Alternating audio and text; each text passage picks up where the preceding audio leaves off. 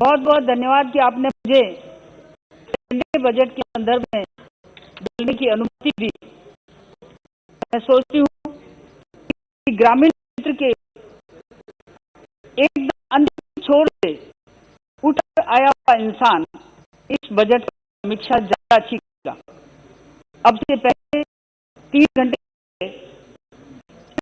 का माहौल था तो उससे दुख तो हुआ, लेकिन लगा और बातें और लगे जो डूबने वाला है। कांग्रेस के वरिष्ठ कार्यकर्ताओं ने, कांग्रेस के मुखौटे ने जिस तरह का माहौल बनाया तो उसे लगा कि वाकई में अब इस देश में इस तरह की विचारधारा की आवश्यकता नहीं है। मैं माननीय वित्त मंत्री श्रीमती सीतारमण जी के पेश और 2 घंटे में एक बार भी रुका नहीं। प्रस्तुतिकरण की निरंतरता, महिला शक्ति का अद्भुत उत्साह रही। सबको प्रेरणा मिली कि उन्होंने भाव और तैयारी के साथ इस बजट को पेश किया। निस्संदेह उनका बजट में भारत की तकदीर और गरीबों के कल्याण की जो भावना थी वो निस्संदेह तारीफ योग्य थी। मैं उसके समर्थन में आज खड़ी हुई हूं। महामारी से दुनिया त्रस्त थी और इस त्रस्त में हम भी त्रस्त थे, लेकिन इस महामारी के दौरान हमारे देश के यशस्वी प्रधानमंत्री भाई नरेंद्र मोदी जी के दूरदर्शी और कुशल नेतृत्व ने इस देश को एक किया। थाली बजाई, ताली बजाई, दीपक और मोमबत्ती जलाकर देश को भावनात्मक एकता के सूत्र में बांधा और इस संक्रमण से सामना करने के लिए एकजुट हो गए। और मैं सोचती हूं कि 2021 और 2022 का ये बजट अपने आप में महामारी काल में साहसी तो है ही, लेकिन गांव, गरीब और किसान के हित का बजट है। मैं ये भी आपके माध्यम से माननीय सभापति जी कहना चाहूंगी कि यह बजट नए दशक की नींव रखेगा और ऐसी नींव रखेगा जिसमें अंतिम छोर का गरीब आदमी अपने आप को समर्थवान बनाएगा।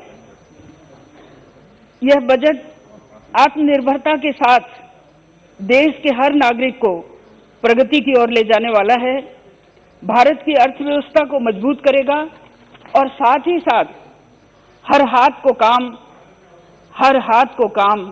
हर दिमाग को काम देकर हमें आत्मनिर्भरता की ओर लेकर जाएगा। हमारे यशस्वी प्रधानमंत्री और हमारे वित्त मंत्री की जो मेहनत है, उनके समस्त स्टाफ की जो मेहनत है, उनके साथ विद्वान अर्थशास्त्रियों की जो मेहनत है, उस मेहनत के साथ मैं सोचती हूँ कि यह मूल मंत्र के रूप में हमारे देश के विचार में, जनमन के विचार में यह कालखंड निस्संदेह याद रहेगा। और आत्मनिर्भरता के साथ राष्ट्र प्रथम, किसानों की आय वृद्धि करना, सुदृढ़ संरचना बनाना, स्वस्थ व स्वच्छ भारत की कल्पना को पूरा करना, शिक्षित भारत व सुशासन, युवाओं के लिए अवसर, महिलाओं का सशक्तिकरण और समावेशी विकास के संकल्प को सशक्त करेगा।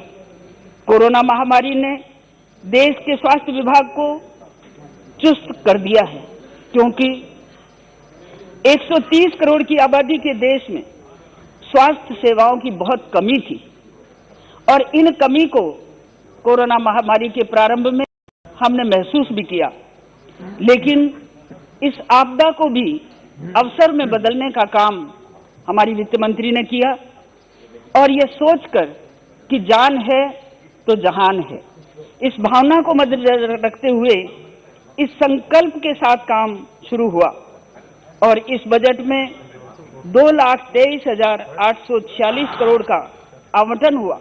अभी घंटी ना बजाना हमारा। मैं ये सभापति जी 3 दिन से लगातार इंतजार में हूँ, इसलिए घंटी मत बजाना। तो मैं सोचती हूँ कि ये 2,23,846 करोड़ का आवंटन 137% अधिक है ये हेल्थ के लिए। और मैं सोचती हूँ कि भारत की आत्मा गांव में बसती है और कृषि उसका प्राण है, लेकिन यहाँ कृषि के बारे में बोलते हुए हमारे प्रतिपक्ष के भाइयों ने ये नहीं सोचा, क्योंकि वो तो लीक पर चलना जानते हैं, वो दूसरों के बनाए हुए रास्ते पर चलना जानते हैं। और हम तो ये मानते हैं कि लीक गाड़ी चले और लीक ही चले कपूत, लीक छोड़ तीनों चले ये शायर सिंह सपूत। आज इस देश का प्रधानमंत्री उस सपूत की श्रेणी में है, उस सिंह की श्रेणी में है और उस शायर की श्रेणी में है कि जिसने इस कृषि के काम के लिए, इस कृषि की उन्नति के लिए और छोटे बड़े किसानों के उत्थान के लिए 16.5 लाख करोड़ का प्रावधान रख और इसके साथ साथ ग्रामीण बुनियादी ढांचे को विकास की निधि देते हुए 40,000 करोड़ का अलग से व्यवस्था और सूक्ष्म सिंचाई के लिए भी निधि को दोगुना किया।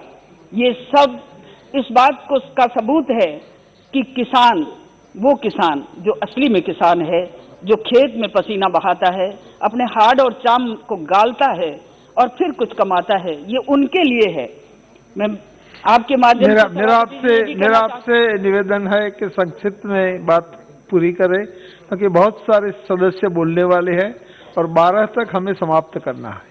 अभी तो मैंने शुरू ही किया। तो 5 नहीं, आपका तो 7 मिनट हुआ मैडम। लघु उद्यमी बहनों के लिए 5 मिनट में समाप्त करना। लघु उद्यमी बहनों के लिए चलाई गई स्टैंड अप योजना, इसमें भी 15% की जो मार्जिन मनी का जो छूट दी है, वो भी बहुत बड़ी बात है। माननीय अध्यक्ष जी, 750 एकलव्य स्कूल खुलेंगे। मैं एसटी की सीट से आती हूँ, एसटी की महिला हूँ, मैं चाहती हूँ कि मेरे संसदीय क्षेत्र में भी एकलव्य स्कूल खुले। और साथ ही जिस क्षेत्र दौसा संसदीय क्षेत्र से आती हूँ, जहाँ से हमारे हजारों सैनिक जाते हैं, चाहे वो गुर्जर जाति के हैं, चाहे वो राजपूत जाति के हैं, चाहे वो धाकड़ जाति के हैं, चाहे वो मीणा जाति के हैं, हमारी सेना के अंदर हैं। ऐसी स्थिति में मेरे संसदीय क्षेत्र में एक सैनिक स्कूल भी होना जरूरी है। मैडम अपनी बात रख के समाप्त कीजिए। अभी माननीय किसान कल्याण निधि, उज्ज्वला योजना, जनधन खातों में पैसा जाना, प्रधानमंत्री आवास के लिए पक्का घर देना, किसान व व्यापारी को पेंशन देना, दीनदयाल ज्योति योजना, ऐसी अनेक योजनाओं में धन की वृद्धि हुई है। परिवहन चाहे सड़कों का हो चाहे रेल का, इस क्षेत्र में अधिक से अधिक राशि का आवंटन कर इंफ्रास्ट्रक्चर को मजबूत किया है और यह आर्थिक उन्नति को ऊंचा उठाने में बहुत धन्यवाद आपका। अभी धन्यवाद नहीं, मैं आपसे चाहूंगी कि 2 मिनट मुझे और दीजिए।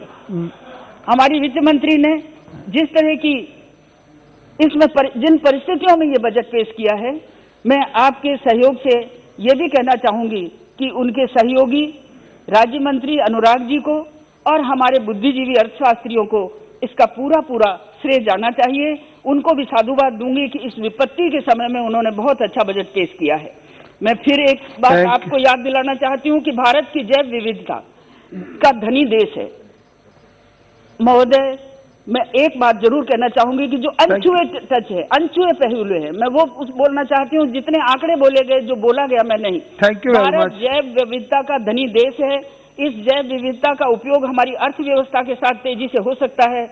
और मैं ये भी आपको कहूंगी, थैंक यू वेरी मच। मेरे क्षेत्र में थैंक यू ईस्टर्न कैनाल योजना को जो अभी हनुमान भाई ने भी मानी है, मैं भी कहूंगी कि ईस्टर्न कैनाल योजना को स्वीकृत किया जाए ताकि पानी की